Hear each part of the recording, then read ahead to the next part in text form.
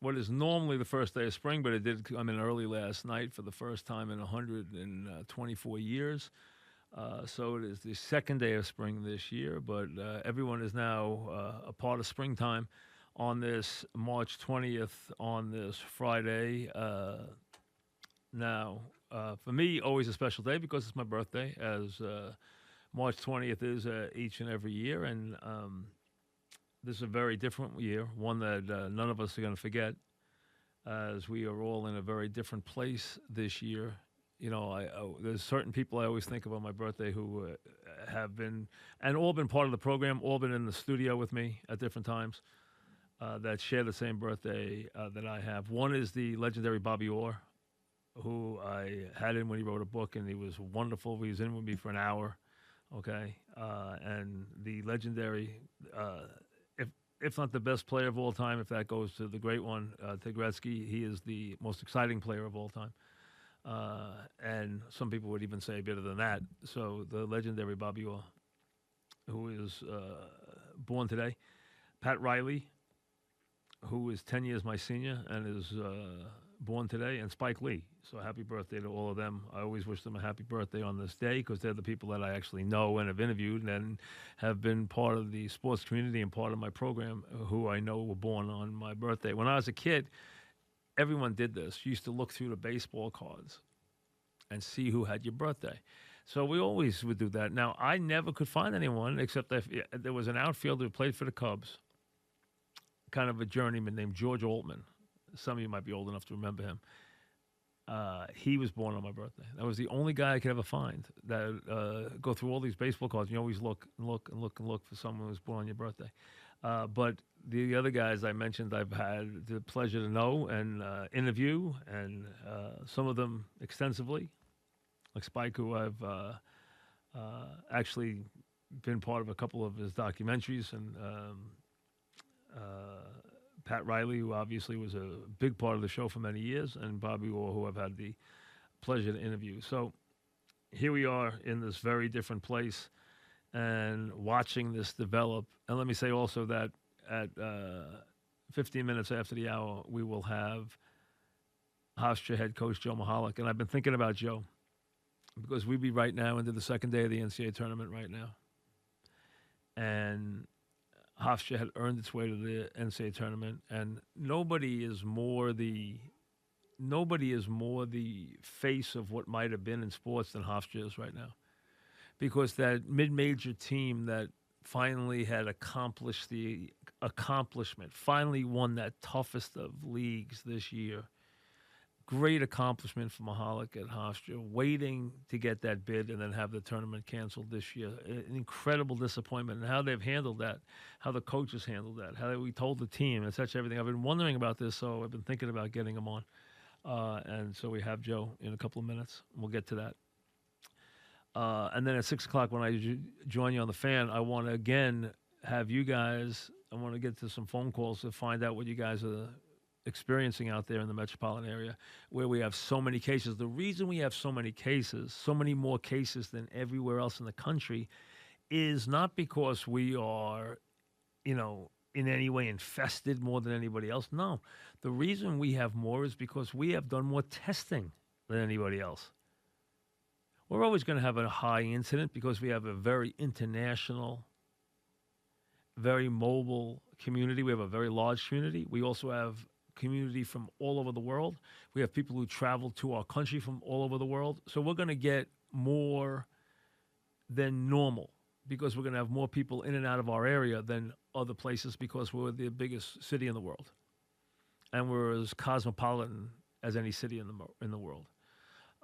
So people are going to be coming in from all over the world, and people here are going to be traveling all over the world. So that's going to happen. But what has happened is Andrew Cuomo has done more testing than anybody else. He's done more testing than some countries have done, which is why we have half the cases in the United States are in our state, and a good portion of them are in New York City for this reason, because we have tested more than anybody else. That's the reason.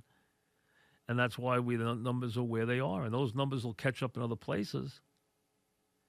I talked to a doctor friend of mine. And I said, Am I better off up here or down there? I told him honestly. I said, what do you think? Do you think I should go down there to Florida or have a house or up here? And he said, stay up here because I want to be able to, as he said to me, I want to be able to take care of you in case anything ever happens. And you have access to us and access to hospitals that I do. St. Francis is near my home, and I have a relationship with them. I do a lot of charity work with them, so I know everybody there. So I do have a relationship with the hospital, God forbid. And so they said, stay up here. So I said, okay. But I said, the cases are so low in Florida compared to here. And he said, it's going to catch up. It has nothing to do with the amount of cases. It has to do with testing. And that has obviously been true because if you saw the governor this morning talk about how much testing they have done in the New York area compared to anywhere else, wherever they do more testing, you're going to get more positives. That's just the way it works. Here's the thing, though. I watched the whole thing with the president today. I've watched it every day. I watched the governor today. I even watched the New Jersey presentation today, okay? I've been watching all this stuff. And we have now really shut down our state. California has pretty much shut down theirs. Andrew Cuomo has pretty much shut down ours. And you have to, number one, you have to take this seriously. And employers have to take this seriously. Unless you are someone who is a first responder or needs to be out there, you're in the healthcare business, you're in a business that the public needs you. Other than that, shut it down.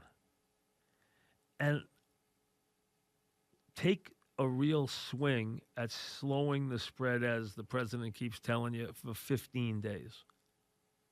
And I really believe we all have to do this. And we all have to take the next 15 days, and I'm going to tell you 17 days. And that's why I have been screaming that we're not doing enough. And the reason I say we're not doing enough is because I think we are far more up against the clock than anybody realizes. I believe we have to have this really decided in a way that we can handle it within 17 days, because I don't think our economy can last anywhere past that. The idea that we can shut this economy down the way we have, and we have stopped this economy cold. People are not on subways. They're not on trains. They're not on the highways. They're not in airplanes. Okay? They're not in hotels. They're not in restaurants. They're not in bars. I have friends that own bars. They're closed. They employ tons of people. I have friends who own restaurants. They're closed. They employ tons of people, and those people, they work on tips, a lot of them. Bartenders, waitresses. They can't go to unemployment and get the same pay, and the employer can't pay them in full he can carry them for a week or two. He can't carry them past that. And if anybody thinks that every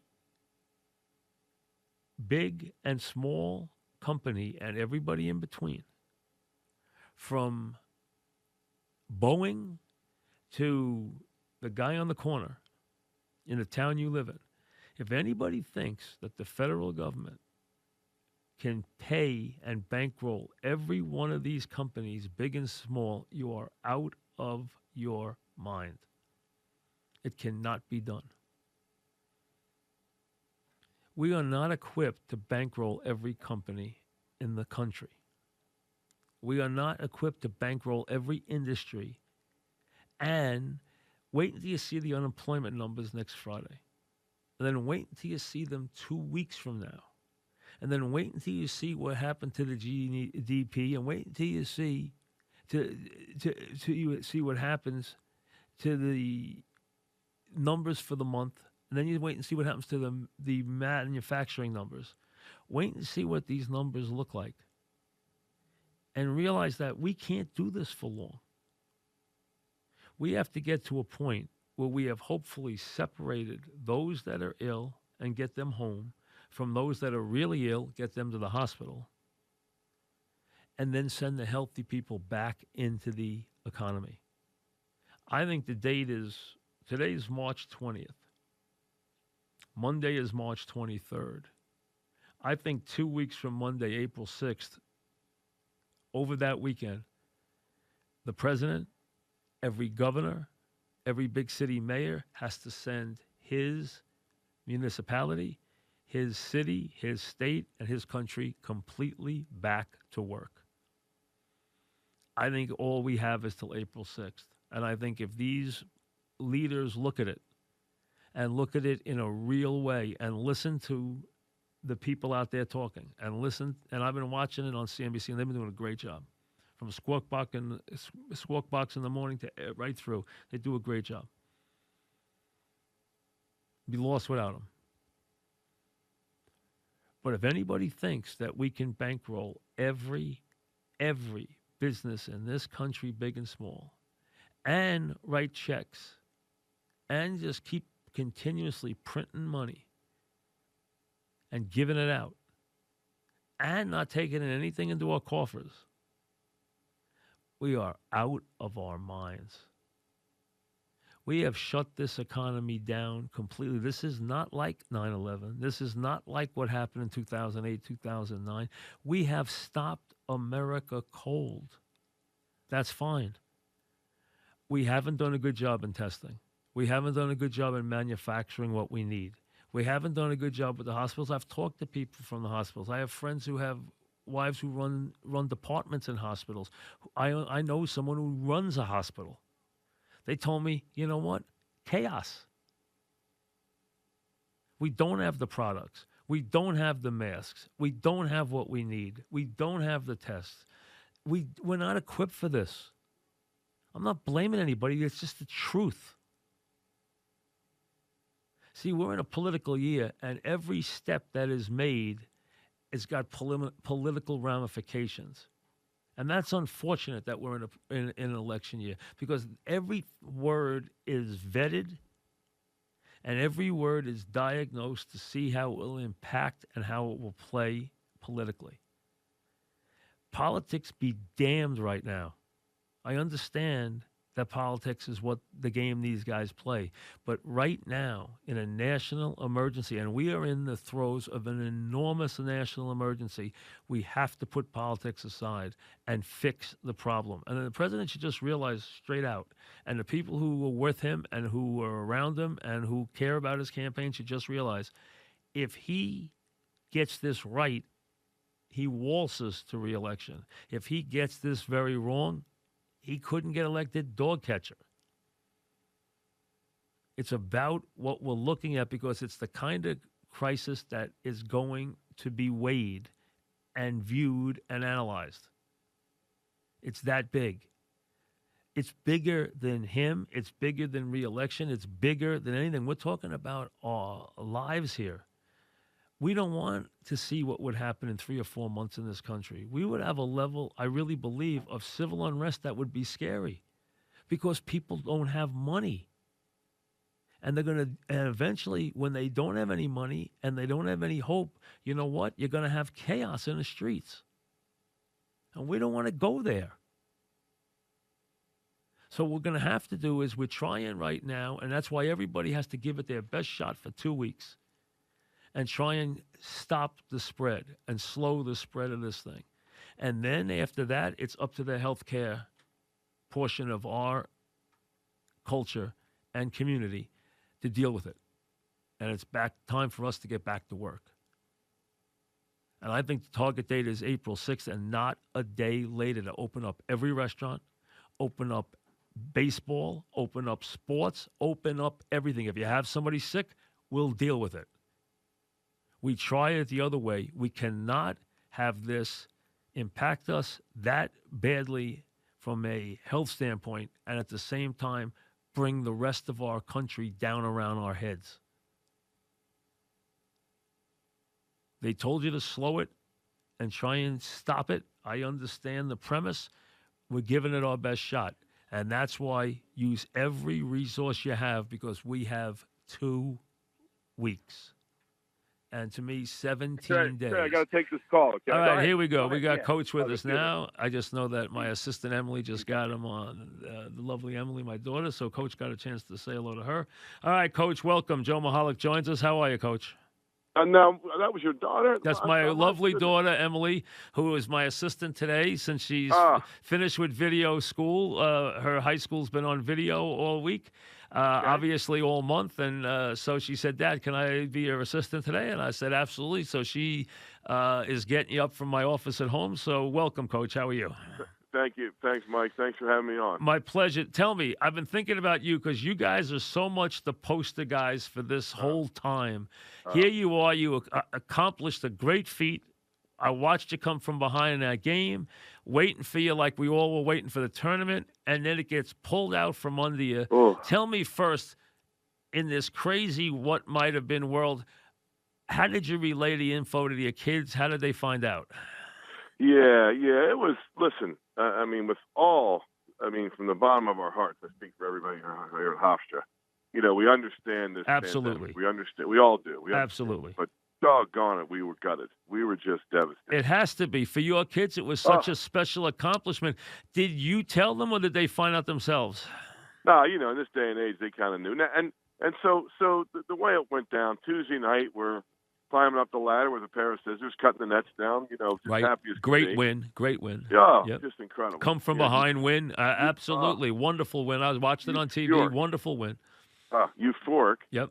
But then, it was like, hey, there might not be fans at the stands. All right, okay, that's a little different. And then, the NBA went out. The guy with the Jazz test positive. Yep. And then Silva. You knew when the NBA went out what was coming.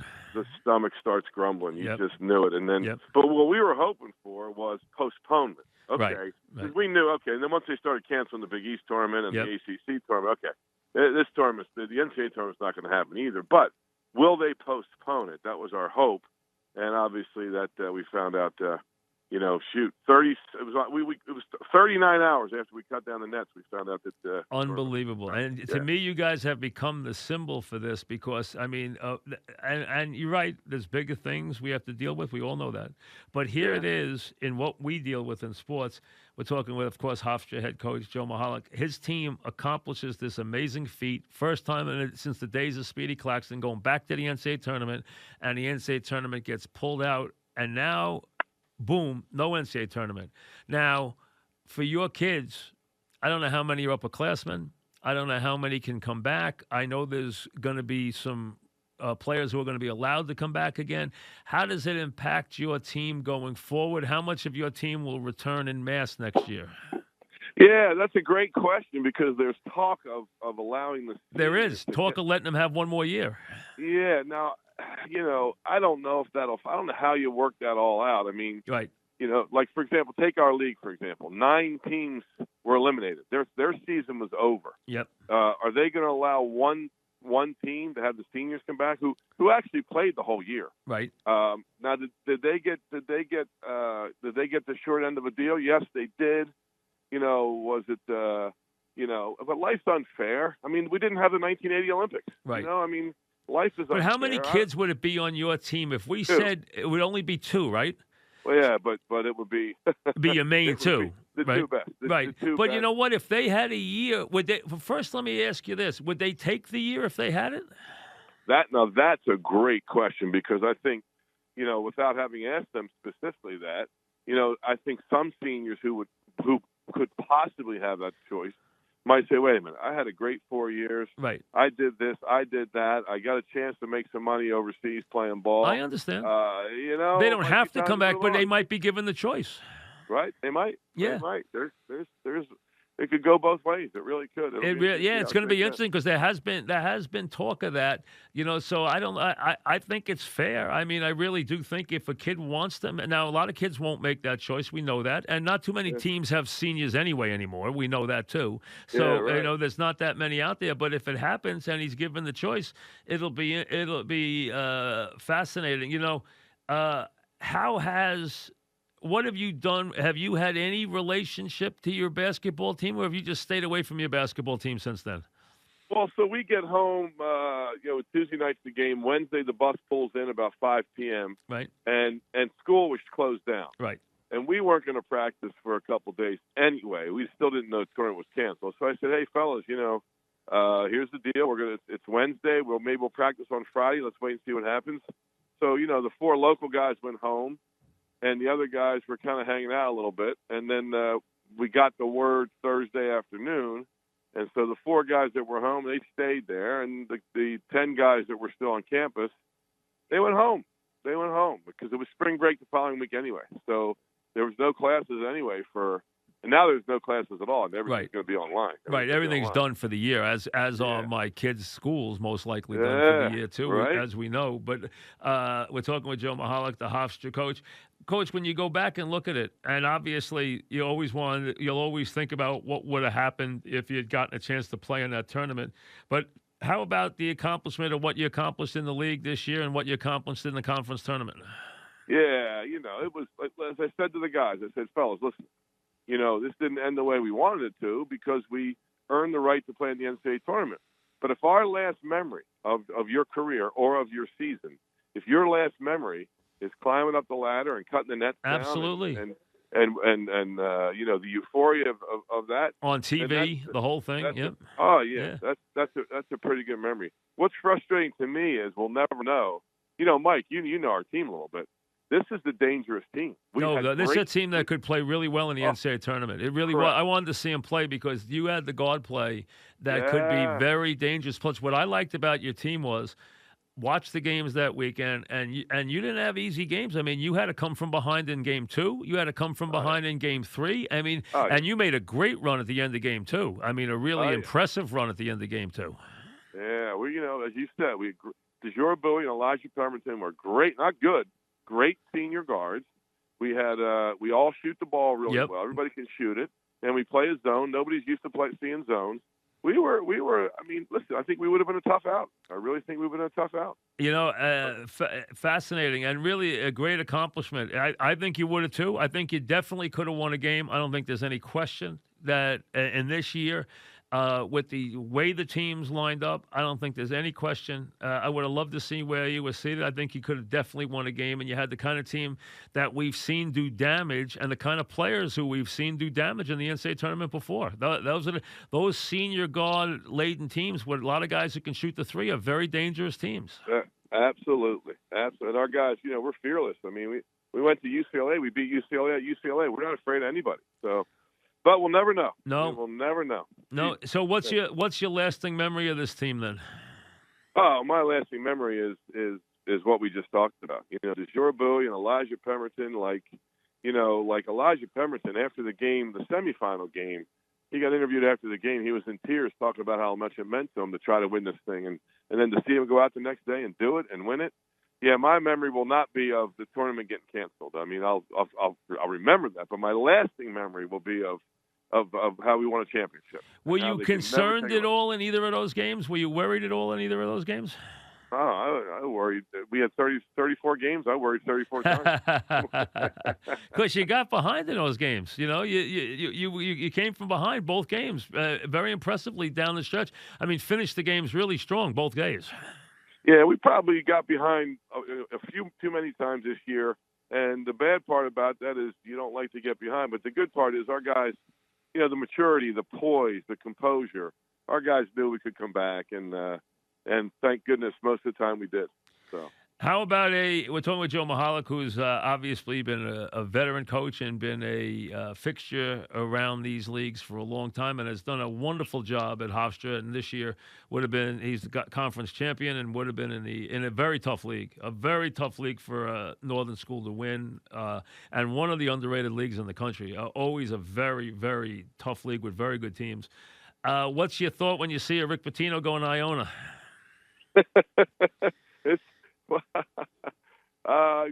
Boy, I'll tell you what, it's an interesting hire. It's a really interesting hire. He's a great coach. I mean, just to show you that, I mean, it just shows you where these schools are these days. You know that? I mean, I know Rick's situation's a little different. I understand that. But the bottom line is, I mean, it makes it interesting for the teams. The metropolitan area is going to be fun. It really is. I mean, Timmy always did a great job, and, we wish him well. I talk to Tim from time to time, and he's hopefully doing better. But, I mean, he did a great job there for years, as you've done. I mean, you've done a sensational job at Hofstra, and it was a tough situation when you got there. It wasn't an easy situation. You've done a really good job with that Hofstra program. Well, I'm lucky to be here. It's a great place. It's a world class academic institution. Yes, it is. Yes. And to be here and be the basketball coach, I pinch myself every day. I'm a lucky guy. I really am. I'm a lucky guy. The president's a friend of mine, and he has been for a long time. And I know he's retiring, so I know he's leaving soon. So, but he's done a great job with that school. He really has. Incredible. Yeah. Yes, he has. Did an incredible put them on the map. He really did. He made that. He transformed that school. I know people were mad about football and everything else, but he said to me, "Hey, it's football and a medical school, one or the other." So I mean, he did it. He really did an incredible job with that school. He really did. And his Stuart Rabinowitz's fingerprints will be on this school forever. It's amazing what he did. Yeah, very, very bright man. Did a very good job. So, for everybody, is it back to? Have you started for next year, or is it just dead time right now for everything? Yeah. Can you get anything done right now as a basketball coach, or not really? Yeah, I mean, we live in a day and age of FaceTime. I just FaceTime with a couple players today, and you can still get a lot of stuff done over the phone, and you can watch video. I mean, there's, you can get on this app called Synergy, and you can watch anybody that you're recruiting, and most of those kids you're recruiting, you can watch them, and all the transfers, you can watch them on Synergy, and we're all doing that. We're still making our recruiting calls, and we're trying to finish up scheduling and all those kinds of things. So it's you can still do it. It's just the frustrating part is you can't go anywhere to recruit, nor can a recruit come and visit on campus. Nobody's allowed to come, and you're not allowed to go, right? No one's allowed. And is it now? Is there any limitations on any transfers, or they're all free to move without any, and they're all allowed to play immediately? Everyone? No, they're still working through that. I mean, okay. There's some talk of being able to transfer and play right away. That's what I've heard. I've heard that they were going to let them do that. I hope that doesn't happen. That'd be the wild, wild west if that happens. So you don't want that? Okay. No. Okay. No, that's chaos. Okay. No. There has been some talk of that happening, though. I think, absolutely. I mean, it's pointing towards it happening. But you just worry about schools at our level who have a kid who plays great for 2 years, and the next thing you know, he's getting rated. Transferring to St. John's. Yes. Transferring to Villanova. So, Yeah, that makes it when you got guys that you've put the gears in and developed them. Yeah, absolutely. How about being able on the other side of that to take guys from other places though too? I mean, there's both sides of the coin, right? Yeah. That would happen too. There's no doubt about that. But it would just be the whole idea. I think it's just what I don't like about it. I don't want to get out on a high horse or anything. Right. What I don't like about it is you're basically saying to kids, hey, if it doesn't work out, just leave. If you don't like it, just go. Right. And that's a bad message to send to kids. And we're in the education business here. And listen, we're just talking about life not being fair. Right. Sometimes you got to work through some problems here, and if you and you have to understand loyalty, and you have to understand commitment, and you have to understand, as I just said, working through some things that might not be perfect for you. So, to say that if things aren't perfect, you can just transfer and not have to sit a year, or to say, you've had some success and the people that were committed to you and loyal to you, you're not going to give them that same loyalty and commitment. I don't know if that's a good thing to promote. It's been Hofstra's gotten a lot of attention because of the heartbreak of all this, and you've been a symbol of that. It's been a lot written about it, a lot said about it. Overall, have your kids handled it better than you thought they would, or as well as you thought they would? How have they handled it as a group? Yeah, I think for the most part, okay. I mean, I think there's still kind of some shock, but I think for the most part, okay. But I'll tell you what, whenever I talk to DeJour Elijah, man, I'm choking back tears because I know it's just my heart's broken for those two guys. So, but you got to come right back with everybody has to do their part with this pandemic. Everybody's got to do their part, not just basketball players, but the whole world has to do their part. And the beauty of it for the two seniors is that their playing days aren't over. I've spent a lot of time the last week with agents calling me trying to get a hold of them to get them to sign with them so they could get them a job overseas or someplace like that playing. So. Yeah, their playing days aren't over. They'll still have some fun. So they'll play basketball. Those two guards will be playing somewhere in the world next year. Oh, absolutely. Good. Well, they deserve it. They had great careers. They really did. Huh? They did. When did you see that? Which one is the biggest surprise of the two? Well, I mean, I got to say DeJour Bowie, and because as a freshman. we had trouble getting him on the floor because we had a great player named Wanye Green was our point guard. So as a freshman, he didn't play a lot. Then the poor kid tears his ACL as a sophomore and only played 8 games, and it took him a while to get his legs back his next year. Last year, he kind of played in the shadows of Justin Wright Foreman. So for him to come out and be the MVP of our conference tournament, and I think he should have been Player of the Year in the conference. Yeah, but they gave it to this other kid, and he just had to do what he did. I mean, he scored over 1,000 points, had over 500 assists, over 200 steals. There's only 4 players in the history of Hofstra basketball that have done that, and he just did some. And all he did was win. I mean, I don't know this for a fact, but I would bet in his 4 years he has more wins than anybody else had in their 4 years. So you put him on when you think about the guys who have played there, you put him on the level with Speedy Claxton and Richie Laurel and guys like that who have been there. This kid's deserves to be on that same level with what he accomplished this year. I think he gets in that conversation, yeah. And Pemberton, Elijah's the same way. He's going to graduate as the 9th all-time leading scorer. Hey, how about this? Elijah Pemberton graduated, Mike, with 1,982 points. One more game, and maybe he gets to that magic 2,000. Well, good for him. Yeah, so they both were great. And they did it, and they go out champions too. So they go out conference champions, and they can always remember they earned their way into the tournament that amazingly wasn't. It's still hard to believe that the tournament. We'd be in the middle of the first round right now on this Friday. You might be getting ready to go hit the court somewhere right about now. Exactly. So I know it's tough. I know it is. I know it's tough. Hard to still imagine that we're going to go through a spring without the tournament. It really is hard to think about it, to be honest with you. But it's been a crazy year. It really is. But listen, we wanted to contact you since this happened just to say congratulations and just see how you guys were doing. So thank you for a couple of minutes. Appreciate it. Oh, man, it's always great talking Thank to you. Thank you. Be well. You're the best of the best. Be well, Joe. Thank you. Okay. Bye-bye. Joe Mahalik, the head coach at Niagara, the team of what might have been, because obviously won their league. Hofstra finished first, then won the conference tournament in a league where they hadn't won a conference tournament in that league ever, okay? Since they've been in that league, it's a very tough league. They hadn't been in the NCAA tournament since the days of Speedy Claxton, when their coach was a guy that you might have heard of by the name of Jay Wright, if you go back that far. All right, Jay Wright used that to propel him to Villanova, where he still is, winning championships now and become a Hall of Fame coach.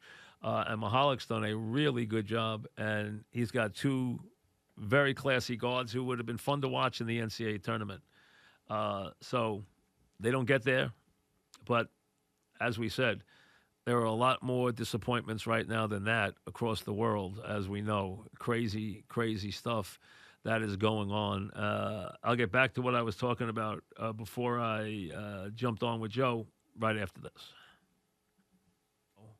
We would have been a week away from opening day, and the Yankees in April and into May start early, so there would have been a lot of days we would have been preempted on the fan in that first month because of Yankee baseball and the Yankee pregame show. But that's not going to happen now. But I'm telling you, I've given this a lot of thought. I've talked to a lot of people, and I really believe that all these leagues, you've heard Adam talk about this, you've even heard Adam talk about having a game as a diversion. I've even thought about some things as a diversion to give you folks some things to get a little excited about. But he even thought about a diversion game. I think the powers that be, and that has to be, you want to use the president or you want to use somebody in the president's staff or whatever, because most of this has got to be centralized through D.C. at a time like this. But I'd get all the commissioners together, not the NFL, because the NFL doesn't get impacted by this, but of the other leagues, and I'd say, listen, you take care of your players. We all know all your players are going to get tested. Now, I know there was some people who were upset. Hey, understand this. You cannot get involved in the care that world-class athletes have compared to the population. And I think it might have been de Blasio. It might have been somebody else who raised the question first, but it might have been de Blasio who said, hey, wait a second. We can't get tests, but the NBA players can get tests. Duh. Remember, world-class athletes have things at their fingertips that normal people don't have. That's part of being a world-class athlete. Part of it is they have trainers and doctors at their fingertips. Those players are worth millions and millions of dollars to their clubs who pay them millions and millions of dollars for them to be healthy. As a matter of fact, the NFL is putting a coronavirus standard in their player contracts. If you get the virus, you don't get paid. So the bottom line is, we know that they are all in mass. They would be wrong if they didn't get them tested. The first thing I would do, I would tell my doctors if I owned a team, if I was Mark Cuban, if I was Bob Kraft, if I was Hal Steinbrenner, if I was Jeff Wilpon, I would tell my team, hey, first thing, go collect the tests for all of my players on my roster and make sure we know who is ill and who isn't. So you get the guys who are ill away from the guys who aren't. So you don't infect my whole team. That's common sense. We all expect those guys to be tested. That's like saying you wouldn't expect the President of the United States to be tested. I mean, come on now. Not everybody here in America has the same health care, especially guys like that. If you want to come up to the shocking realization that NBA players or Major League Baseball players have better health care than average individuals, duh. They need their bodies to perform. They get the best of care. They should have all been tested the first possible day, and they probably all were, which is why we found out that 4 players on certain teams had come down positive, and why Durant was positive, and why Sean Payton's positive. You're going to find out this stuff because these teams all do testing. They have advantages. Don't you realize that these teams deal with medical companies that concierge all their medical goods? They get any vitamins they want. They get any painkillers they want. They get any medicine they want. They get anything they want. Now, they do keep some medicines like painkillers under lock and key, but the point is they have concierge services that take care of all this for them. They don't only have surgeons, they have doctors, they have internists, they have dentists, they have foot doctors, they have acupuncturists, they have, anything you can think of, any possible concern you can think of, they have somebody on staff for. It's what they do. I thought everybody realized this, and then I see people arguing about whether NBA players should have testing first or not. Of course they're going to get tested immediately. They're world-class athletes. And they're worth a fortune. So it's not a question. And it's not like it's right and wrong. It's who they are. They're an investment. They are, in essence, in a real sense, machinery for these companies. They are the goods. So you were going to protect your investment. Some of these guys have hundreds of millions of dollars locked up in these players. You want to make sure you know which guys are sick and which guys aren't. So that goes clearly without saying. But what I was getting back to was, if I'm the president, which I think this is right up his alley, but I don't care if it's Pence. I don't care who it is. Whoever wants to be the liaison to the leagues, tell them, listen, get down to spring training. Tell Manfred. Separate your players who are sick. Get your healthy players and get down to spring training because I want the season to start on this date. I want to have an edict where I'm putting America back to work on this date. And that has to be the second part of this. there no longer can be any talk of August or any talk of July. We can't make it that long. I've seen that now. There's no question about that. This can't last that long. We wouldn't be able to come out of that kind of thing. We're not built for that. This has to be put back to work. And you are going to see in the days to come. That's why if I'm the president, I get together and say, listen, I'm going to pick a date, and it's got to be early April. That gives you 17 more days from today. It gives you 17 days from tomorrow. Like I said, let's see, tomorrow, 1, 2, 3, 4, 5, 6, 7, 8, 9, 10, 11, 12, 13, 14, 15, 16, 17 days to April 6th. Not counting today, starting tomorrow morning. 17 days from April 6th.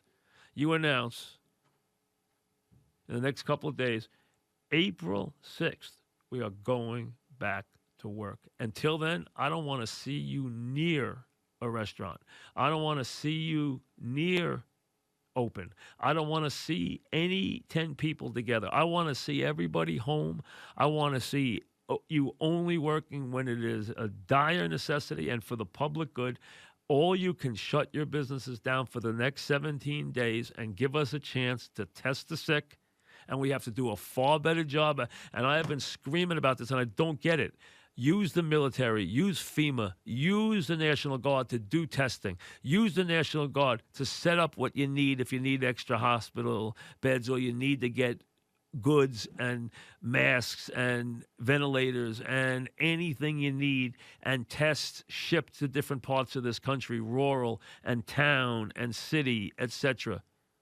Set up drive-in testing windows with the National Guard. Get them to clean the hospital so that you can free the medical staffs there to do other jobs. And I know we're asking a lot of the health people, the doctors, the nurses, ex-nurses, back to work, retirees, whatever. Give us 17 days. Give us an intense program for 17 days, and then we will take it from there. And we'll roll the dice. Because what we can't do is we did not get enough of a jump on this thing. And we did not do a good enough job with testing early to segregate or in any way quarantine parts of the populace to the point where we could slow this to a point where it's not going to grow. It's out there. People are going to get sick. But hopefully less than 5% of the cases will be serious, and we can control the ones that need to be hospitalized. Hopefully it doesn't get out of hand in any given city. And if it does in that city, that's where FEMA comes in. And that's when you bring in Carnival Cruise Line and put their boats there. And that's when you bring in the Navy and put their ships there if it's on a coastal town. And if it not, that's when you bring these rolling ones in and set up beds if you need them nearby. And that's what you use the National Guard for, the military for, and FEMA for. And you got 17 days to shut this down, and have the police in every part of this country say, listen, if you're out and you're in a group, I'm sending you home. We want you to adhere to this for 17 days, and then everyone get a good night's sleep on the 5th, and on the 6th, we're sending everybody back to work, unless you're ill. If you're ill, you stay home and get better. If you're really ill, go to the hospital, and the rest of us back to work. Get baseball ready to start that week. Get the NBA back on by the 15th in the playoffs. Get hockey back up, and then set your schedule, and we go back, because we can't all get sick, have some of us get really sick, but at the same time destroy our entire culture. We are not set up for this. We are not set up for this kind of stoppage in our economy. We are the biggest economy in the world, and we have got to put it back to work. We can wait 17 days. We can't wait 2 months. We don't have 2 months.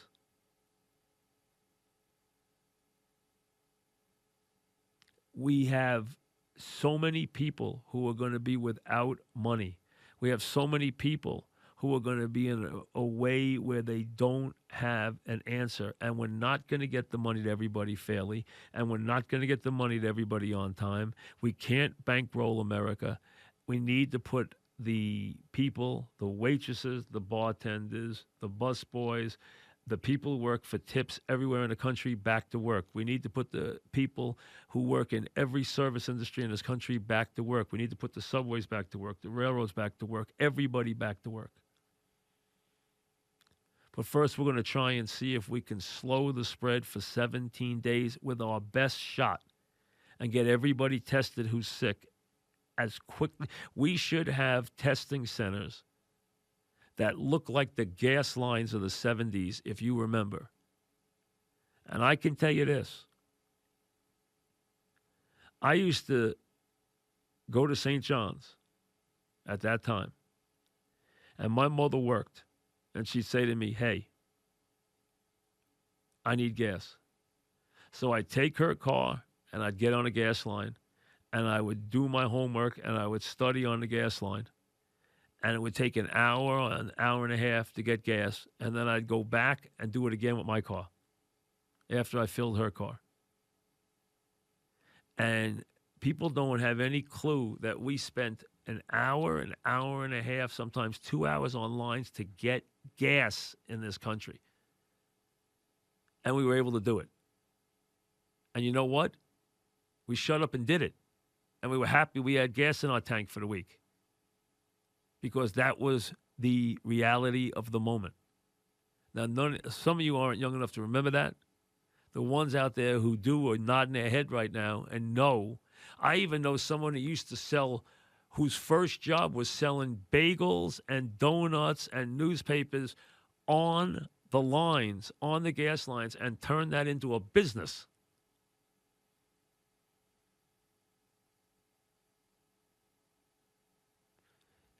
We should have those lines right now for testing. You don't feel well. You have a temperature for 2 days in a row. You have a cough. You think, man, I better check and make sure I have this flu. Then you go and you get on a line. And maybe that line's going to be 5 miles away or 20 miles away. You're going to get on that line, and you're maybe going to be on that line for 3 hours. Who the hell cares? I don't care if you're on it for 5. And you're going to get tested. You only have to do it one day. You have to do it every day. You don't have to go there every day for a week.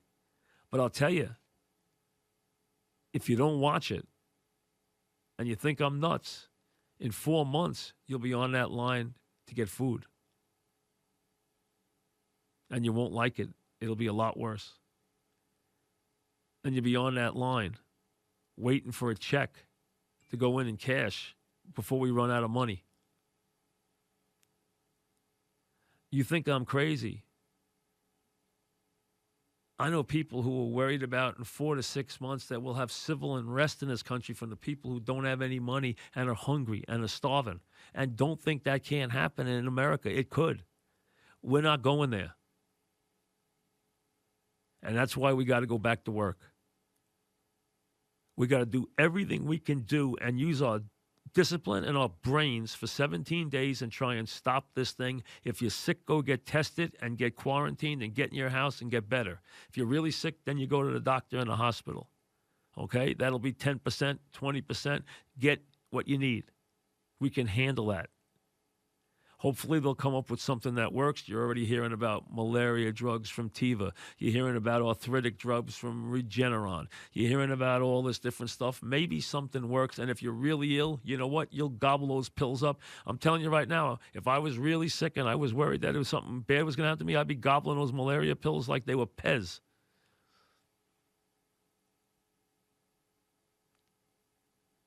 So would you.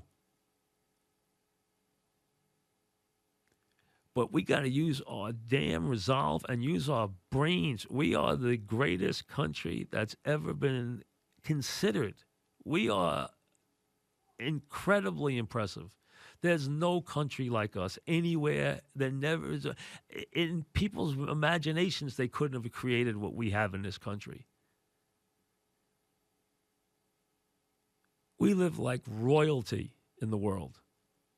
We have everything in America. We are an incredible country, and there's nothing we can't do. But I just can't stand when we halfway something.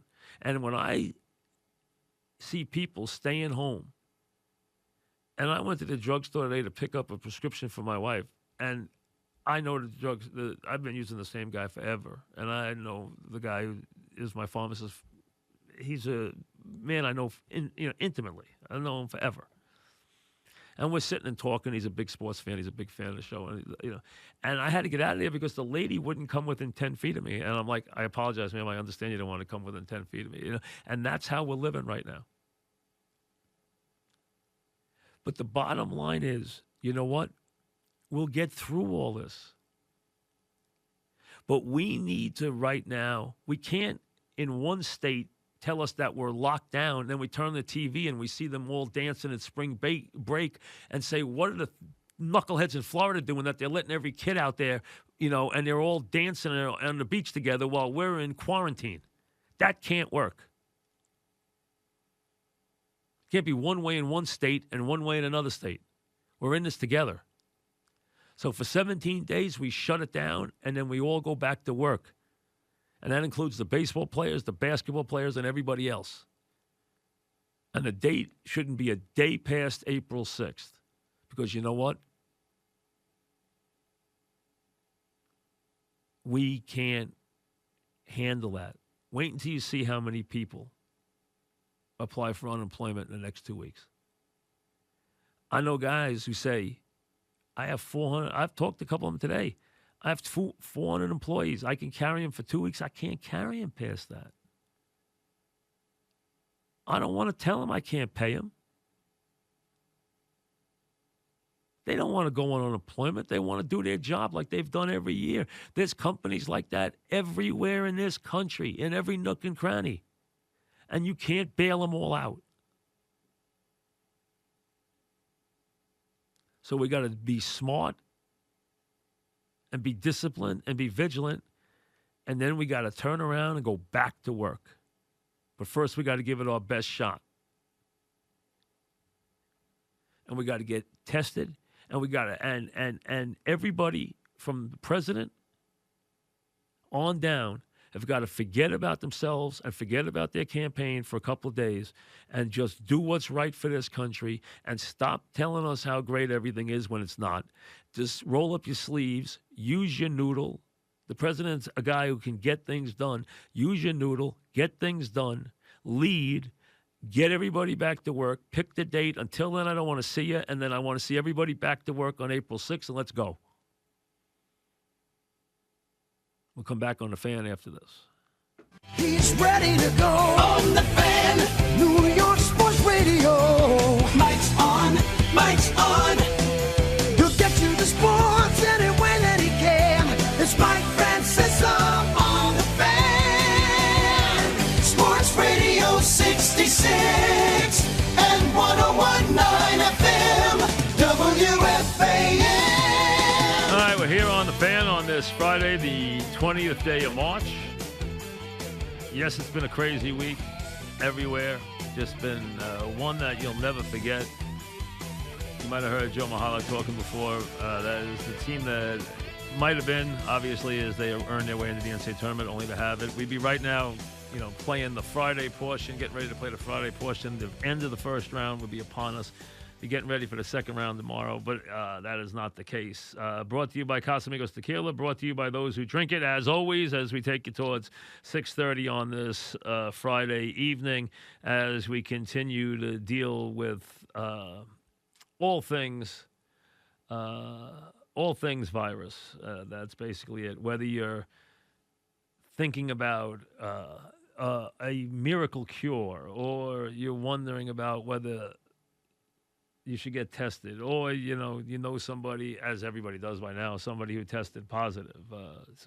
And there's been someone in your work or in your household or where you are, or So I mean, that's basically it. And then everyone looking at the number of cases in New York. There are 15,000 some odd cases now in America. There are 7,800 of them in New York, and everyone's saying, why? Well, that's because New York has tested more than some countries. Andrew Cuomo went to testing early. He went out of his way to test like crazy. So the reason we have so many more cases, the reason why Nassau County, where I live, has more cases than many states is because, A, we have a lot of people, and B, we have tested more than anybody else. More than 50% of the cases are here. You think there's actually more people with it than in New York, than in California? There's no way. There's more people with it in California than here because there's more people there. They haven't tested yet. That's what it comes down to. They test more. I told you I talked to a doctor and I said to him, Doc, should I be here or there? Should I stay up here or should I go down to Florida? Where I have a house. He said, why would you go to Florida? I said, well, number one, it's warmer. He said, well, it'll be warm here soon. And today's a perfect example. It's 70 degrees today. I said, yeah, but there's only like 9 cases in the county where I'm living down there. He goes, no, you watch. It's going to catch up in a hurry. We've just done so much more testing than everybody else. And that's all it is. And that is exactly what it is. We've done much more testing than anybody else. And that's what has to happen here. And if you were listening in the last hour, you heard me talking about the fact that I really believe that we have to do everything within our power to listen and to stay home and to stay clear of everybody and to honor what they want us to do for the next 17 days. And in that time, and I think way before that, I would like to see it as soon as within a couple of days, they announced a date when we go back where all of us, where America en masse goes back to work. We can't stay out forever. We can't stay out for months. We can't do this till July or August. It's not possible. Not only is it not possible, our economy, the way it is built, this is not sustainable. And I don't care how much money they think they can print. They can't bail out everybody. And I've talked to people and small businesses are the backbone of this country. And I've talked to people who own sizable small businesses. I know a couple of them, they're friends of mine in different industries. And they cannot support the people who have worked for them for years, week after week after week, and not have any income coming in. It does not work. They can do it for a couple of weeks. They cannot do it for a period of time.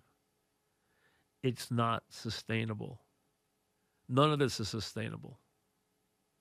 They cannot keep this country shut down. Now, I think we have to be steadfast and vigilant over the next 17 days and stop to slow this to the point where it's a manageable thing. And hopefully over that time we can get the people tested who need to be tested and get them away from the people who are healthy and then send the healthy people back to work. I don't think we have to go back to school this year. I won't make that decision. I have no idea. I don't think I think they can do teleconferencing like they're doing now for the rest of the season. I think they can do that, and then everyone can, because a lot of the schools are over by early May anyway. Colleges forget. I'm talking about even high schools. And they can make those decisions. I can't make those decisions. Let them make those decisions. But I can tell you this, the economy it will not last. When I hear people, even the president, talk about July and August, are you serious?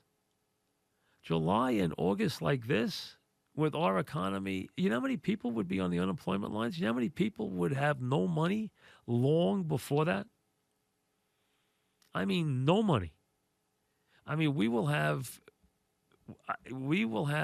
craziness in the streets within 8 weeks or 12 weeks of this country. This isn't sustainable.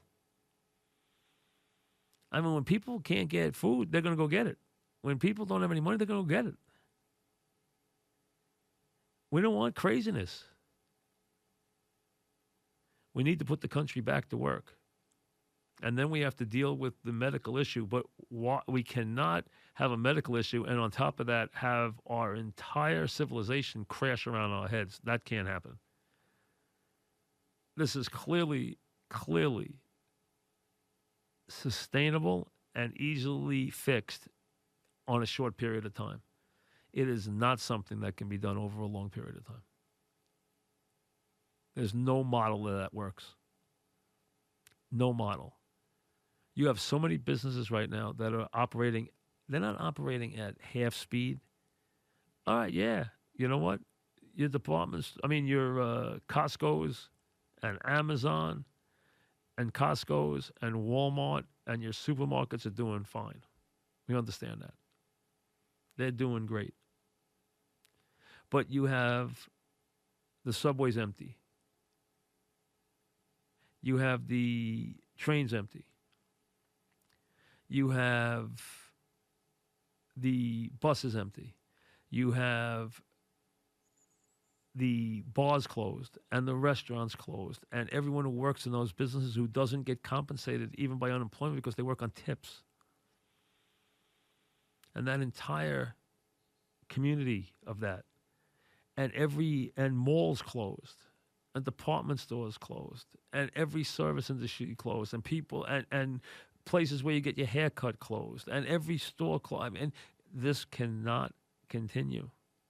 And if you think it's hard to make it week after week in a lot of these small businesses, if you think these businesses can work without any money coming in and can operate without any money coming in for months at end, it cannot be done. And Uncle Sam cannot bail out every small business and every big business and every industry in this country. That is a pipe dream. Not to mention not have money coming in. Not to mention because you've backed up the money that gets paid in income tax. Not to mention the sales tax money that's not coming in. Not to mention the fact that the unemployment surge is going to be off the charts. I mean, massive within 2 or 3 weeks. Massive. 17 days. Everybody do their absolute best, and then hopefully we get the all go, and then we'll deal with it. We'll deal with the sick. Hopefully the hospitals can deal with the sick, and we'll get back to work. I think that has to be I think you have to look at this in a realistic way, and I think the president needs to tell everybody to pick a date in early April and get back to work, and tell the leagues, you know what, you go back to work too. Let the NBA figure out how they want to finish their season. Let the NHL figure out how they want to finish the season. Tell baseball, you know what, get your teams into Florida and Arizona and get ready to start your season.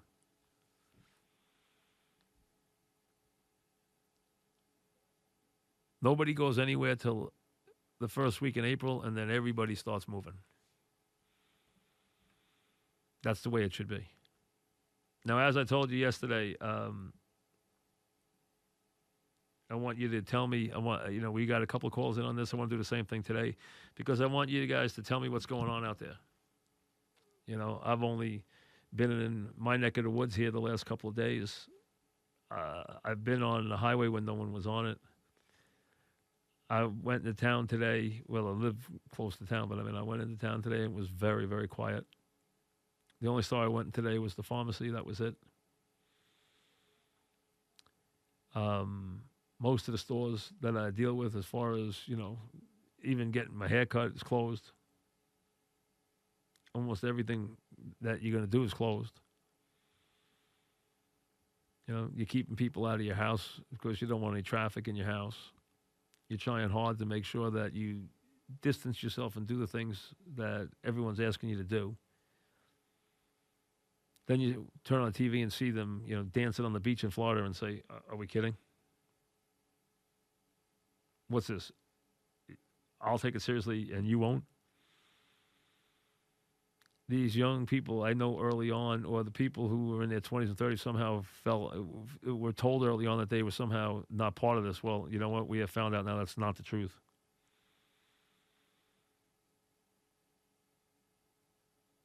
There are stages to this thing. Hopefully this break will, and we really have done a fairly impressive job of slowing everybody down right now because I think people are scared. And I think they really have adhered to this much more than I thought they would. Not everybody. I see them still building houses in my neighborhood. I see some things still going on, but for the most part, a lot of people are adhering to it. And I give them credit for that. And I think people, have a healthy fear of this because no one knows exactly what we're dealing with. Bill in Bergen starts us off. What's up, Bill? Mike. Tell me what's going on, Bill.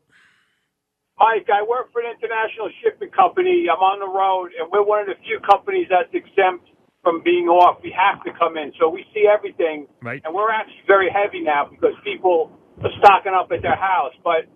And the thing I'm noticing is that people, they're walking around like zombies.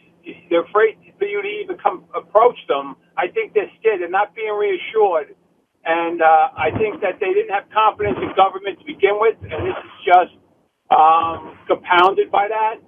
And the businesses are, I don't know why every business can't open and have a couple people in them. I think it's Bill. I think listen. I think what happened is, and thanks for the call. I think what happened in Italy scared the heck out of everybody. Italy lost control of this thing, and people started dying all over the place, and no one knew exactly why. They saw what happened in China. They saw how well South Korea handled it, and then everybody started falling apart in Italy, and they were like, that can't happen here. So he got a bunch of guys together, and they basically came to the conclusion that if we don't slow this spread, as you've all gotten used to, seeing the graph and how you got to spread it out over X number of weeks, if everyone gets it at once, you're going to have an overrun of the hospitals. The great fear is that we are going to have people seriously ill and that we're not going to have enough capacity in the hospitals in a given city to handle it. And we're going to have, basically an overrun of the hospitals in a country that doesn't want to see any visual that even looks like that. So they decide to do what they're doing, especially in high incident areas like California, New York, Washington. So the scientists are making that decision. Dr. Fauci's an impressive man. Okay, none of us know anything about his business, which is infectious disease. This man spends his life with that stuff. That's what they're calling for. So they convinced people this was the right idea. The problem is, I don't think people understand just how delicate economies are. And the economy is such a give and take proposition of action, credit, and leverage in the given markets and in all the different areas. And we are a consumer economy. Retail, service, etc. And we've never completely stalled. Now, yes, the airlines took a hit after 9/11. Nobody was flying. And that was only for a very short time, and they were devastated. Now, if it went on for a month, the hotels have gone and told the White House that these levels of issues they have in the hotel business right now are worse than anything they've ever seen in their history. And we're just weeks into this. And you have people talk about, well, we could be talking mid-July, August. Nonsense. That can't happen. It cannot happen. We will have a crisis the likes of which we've never experienced before then. It cannot happen. We're taking a swing at slowing this thing. What's going to happen is we're going to decide we have to fix the economy, and that's going to make us put everything else back on the table. And then it's going to be up to the hospitals to take care of the people who are sick. That is going to be what happens. Okay? It really is. You know that? That's going to be what happens. We're going to take a good swing at this, and hopefully it's going to work over the next 17 days. But there's going to be a call. You're going to start seeing calls next week. We got to get back to work. You've even seen some calls today from politicians saying we should never have stepped out. We stepped out. We made the call to step out. Now own it. Now honor it. Do it right. And that would mean using every part. We should have boots on the ground like this is a crisis, because it is. We should have boots on the ground just like this was an earthquake or a fire or a flood in each of the areas that need it, and move it from state to state and get everybody tested, and then get the sick people home or in the hospital, and then the rest of the people back to work. And that's what we have to start doing. And we can take the next 17 days to do it, and then it's back to work. And there's got to be a call for back to work real soon by our leaders, real soon, saying, here's how many days. We can't just open-end this thing. We have to put a face on it and put a date on it in the very near future. And that's why I said 17 days and back to work. That's what it should be. That's it. We can do this for 17 more days. We cannot do it past there. Joe in Staten Island. Go ahead, Joe. Good evening, Mike. How you doing? What's up, Joe? What's happening? Mike, it's a very scary thing out there. I work for the post office. Of course, we're never going to be shut down because they're depending on, the medicine and everything.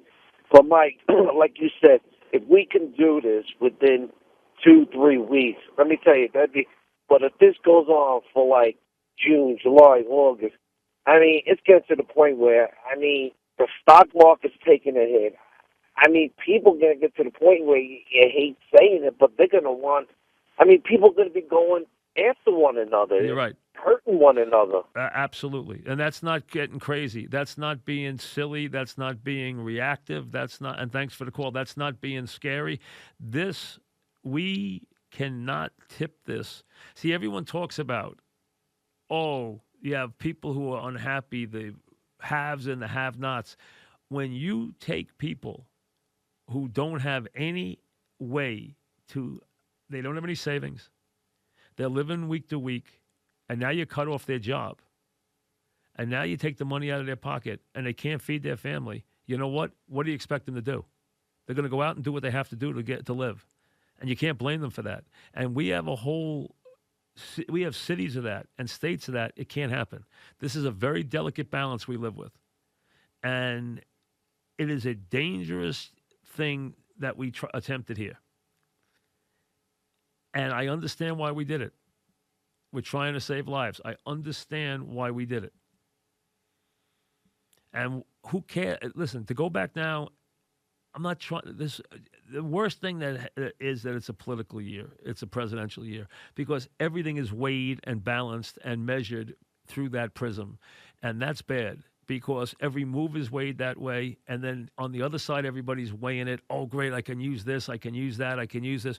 Right now, I know it's hard, but everything has to be above that. And we have been so divided as a country in the last 3 years, but even before that, even during the Obama days, but it's been worse in the Trump days, that we have been so divided that one camp can't wait to destroy the other camp. And in the middle of this, that can't be the take. And even today, you can't, whether you like a question or don't like a question, you cannot make it about politics and message in the middle of a national crisis.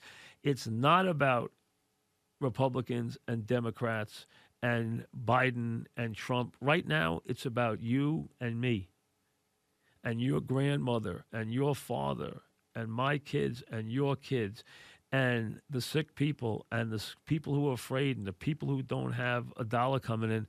It's got to be about them. Right now, it's not about them. Right now, the politicians have to understand it's about us. It's not about them. And they've got to forget the politics for a couple of minutes. I know that's hard. They're political animals. It's a presidential year. I understand it's a fight for survival. I understand all of it. Right now, it's got to be about us. It can't be about them.